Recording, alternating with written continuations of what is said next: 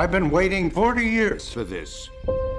They called themselves Ghostbusters. Welcome into another solo edition of Box Office Quarterbacks. My name is Jeff. Today we are talking about Ghostbusters Frozen Empire. It's directed by Gil Kenan, written by Jason Reitman, the director of Ghostbusters Afterlife, and obviously the son of original director Ivan Reitman.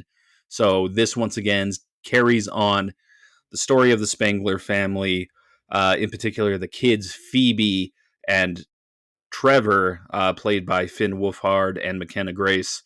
They are back along with Paul Rudd and Carrie Coon as parents, moving to New York City, moving to the iconic fire station that we knew and loved from the first two Ghostbusters movies. This picks up that story. There's a lot of great returning cast members as well. And, you know, this movie, when it released earlier this week, I was really surprised to see the reviews, honestly, because I thought that Ghostbusters Afterlife was such a strong installment of this franchise, like a true Ghostbusters 3, kind of that we never got and we were hoping for years and years and years after Ghostbusters 2. We got the 2016 reboot, which I do think doesn't get a fair shake, and I can kind of see that with this movie as well. I don't think it's as bad as the reviews are saying. I do think that we've kind of fallen into maybe nostalgia bait fatigue, kind of like what's going on with superhero fatigue, where we're kind of done with, you know, franchises bringing back the old things that worked in the past and mixing them with new elements. I think people are starting to catch on. It's something that started with The Force Awakens way back in 2014. It's been done in great fashion with not only Ghostbusters Afterlife, but like the Creed movies are a good example of, you know, tying in old franchises and infusing new blood into things. This movie is not as strong as Ghostbusters Afterlife. I'll tell you that right off the bat. The emotional core of the movie, it's not really there compared to the earlier installment. Like when you have Egon as the center of that movie and his passing away and his daughter trying to move on and they're moving to this house in Oklahoma. It had like Beetlejuice vibes in there that I really liked. It had like just a different kind of Stranger Things vibe as well. Here, this is more of your straight Ghostbusters blockbuster movie that you knew from Ghostbusters 1 and Ghostbusters 2. Ray Stantz, who is Dan Aykroyd's character, he comes across this mystical orb. It ties into Kumail Nanjiani's family, his character in this movie. He is the fire bearer or bender. I don't know. I just watched Avatar, so that's at the top of my head. But basically the protector against the big bad of this movie who wants to destroy the world by freezing it over. And there is some very scary scenes when it comes to the Frozen Empire aspect of this movie and the title and all that stuff. I thought the special effects looked great. I love the opening sequence where it was in the 1800s and you have the original occupants of the firehouse way on the corner in New York City battling against this demon.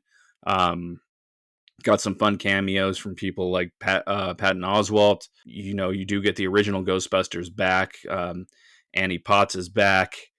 Winston Zedmore, played by Ernie Hudson, is back. Dan Aykroyd and Bill Murray. I think it is hard to get Bill Murray in these movies because when he shows up in this movie and the last one, it's more of a glorified cameo than really a big part of this movie. But obviously, Bill Murray is a legend and his humor is hilarious, very deadpan. I appreciate that a lot. But yeah, just seeing them interact with the new cast, I thought was great. I think Kumail is obviously a great addition to a Ghostbusters franchise. Love Paul Rudd. I think Paul Rudd was born to be a Ghostbuster, honestly. He is the perfect person for this. You bring back some other characters, side characters from the first movie. Podcast, one of them. and just some of the other younger characters. There's a lot of exposition in this movie, probably more so than the first. A lot of explaining what exactly this demon god Frozen Empire would bring about. And there's a lot of lead up to when this villain is finally presented in the flesh and everything like that. So it takes a while to get going. I honestly think that you could have maybe trimmed like 15 to 20 minutes off this movie and it would have been a little bit leaner. Um, there's also a romantic subplot in here, um, with Mackenzie Grace's character, and it is a romantic relationship between a ghost and a human. So I guess they are tying back to like 80s movies. I mean, you had the movie Ghost, right? Where that did definitely happen. So it's not something we haven't seen in movies before. Um, but there's a lot of plot pieces here that are kind of all over the place, and then they try to tie them together in the end when the big bad does show up. But all in all, like, this has more action than Ghostbusters Afterlife. The story's not as strong, but you do get like summer blockbuster level ghost busting, and I think for fans of the franchise, me included, I love that. Like, I love them like chasing down Slimer. Um, like Finn Wolfhard has some good back and forth with Slimer in this movie. Like the special effects look great. I do think that when it comes to the future of this franchise, they might want to go in a little more of a creative direction as we move forward.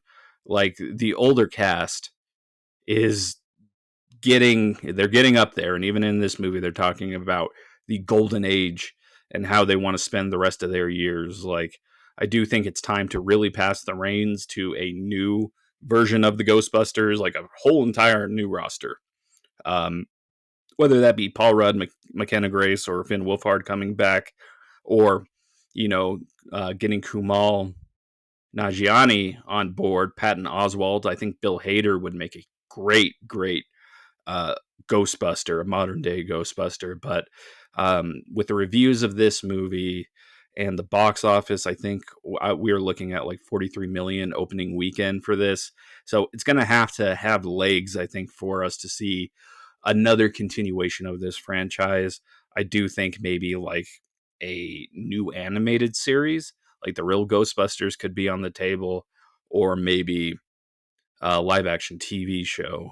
If the box office doesn't perform like it looks like it's not the worst Ghostbusters installment ever.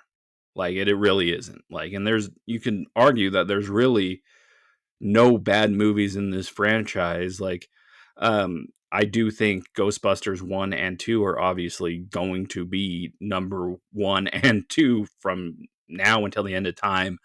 Afterlife would be 3 for me, 4 probably this movie, and then 5 the 2016 reboot. But yeah, if I was going to rank this on the box office QB scale, I honestly would give it maybe a low all-star, maybe a high starter. I'm probably going to stick with a high starter here. Um, it does just enough for me to appreciate like the lore of this franchise, and want to see this continue. But I do think that they need to look at the bigger picture again, maybe kind of recalibrate things, if you will, going forward. But I do want to hear what you guys thought about Ghostbusters Frozen Empire. Where would you rank it on our scale? Where would you rank it on your scale? But yeah, um, let us know. This has been a solo edition of Box Office Quarterbacks. My name is Jeff. We will be back. Me and Ahmed are doing a double feature of Roadhouse starring Jake Gyllenhaal and the original starring Patrick Swayze. So look for that soon. But we will talk to you guys very, very soon. Have a good one.